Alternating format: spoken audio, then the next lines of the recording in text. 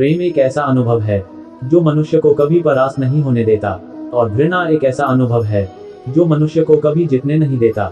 अच्छे लोगों की कृष्ण परीक्षा बहुत लेता है, लेकिन साथ नहीं छोड़ता, और बुरे लोगों को कृष्ण बहुत कुछ देता है, लेकिन साथ नहीं देता। जिंदगी में दो लोगों का होना बहुत जरूरी है। एक कृष्ण जो ना लड़े फिर भी जीत पक्की कर दे, दूसरा कर्ण जो हार सामने हो फिर भी साथ ना छोड़े। तू वही करता है जो तू चाहता है, वही होता है जो मैं चाहता हूँ। तू वही कर जो मैं चाहता हूँ, फिर हमारा वही जो तू चाहता है। जो कृष्णा ने कहा मैंने तो सबकी सुनाई दे रहा हूँ, पर मेरा कौन सुनता है। गलत इंसान काम करते समय बाएं दाएं आगे पीछे चारों तरफ देखता है, बस ऊपर वाला दृश्य भूल जाता है। श्री कृष्ण कहते हैं कि जन्म लेने वाले के लिए मृत्यु एक समान निश्चित है, जितना मृत होने वाले के लिए जन्म लेना है। इसलिए जो अप्राप्य है उस पर शोक मत करो। भरोसा है कि अगर खुद पर रखो तो जबरदस्ती बन जाती है, और दूसरे पर छोड़ देते हैं तो पकड़ लेते हैं। तुम कब सही थे इसे कोई याद नहीं रखता है, लेकिन तुम कब गलत थे इसे सब लोग याद रखते हैं। मनुष्य कितना भी गोरा क्यों ना हो, परंतु उसकी परछाई सदैव काली होती है।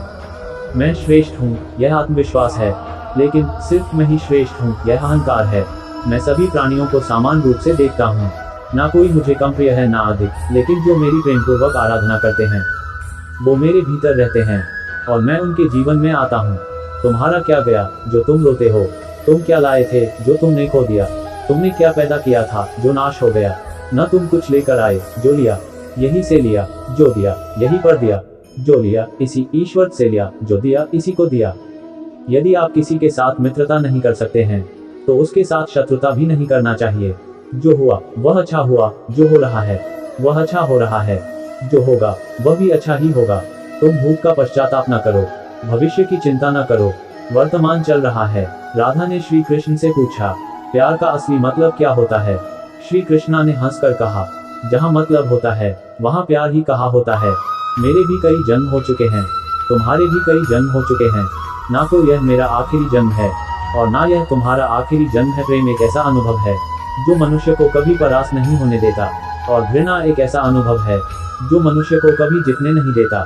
श्री कृष्ण जी कहते हैं, जिस व्यक्ति को आपकी कद्र नहीं, उसके साथ खड़े रहने से अच्छा है आप अकेले रहे। परिवर्तन इस संसार का नियम है। कल जो किसी और का था आज वो तुम्हारा है, एवं कल वो किसी और का होगा। प्यार और तकदीर कभी साथ नहीं चलते, क्योंकि जो तकदीर में होते हैं उनसे कभी प्यार नहीं होता, और जिससे हमें प्यार हो जाता है वह तकदीर में नहीं होता। श्री कृष्ण कहते हैं, मनुष्य को जीवन में श्रेष्ठ बनने का प्रयास अवश्य करना चाहिए, परंतु जीवन में हमेशा उत्तम ही रहना चाहिए। कीमती चीज को उठाने के लिए झुकना ही पड़ता है, माँ और पिता का आशीर्वाद भी इनमें से एक है।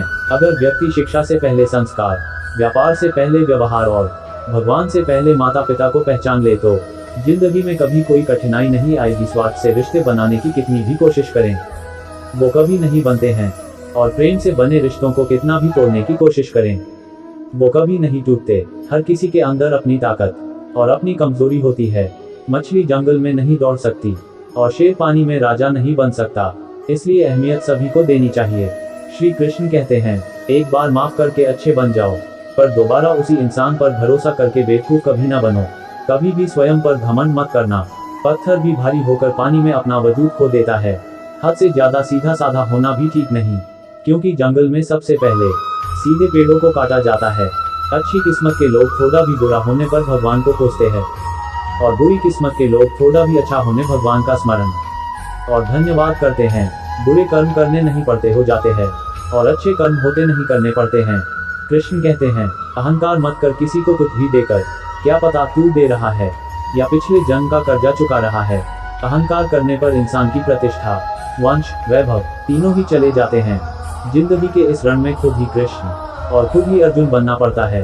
रोज अपना ही सारथी बनकर जीवन की महाभारत को लड़ना पड़ता। क्या सदा मौन रहना उचित है?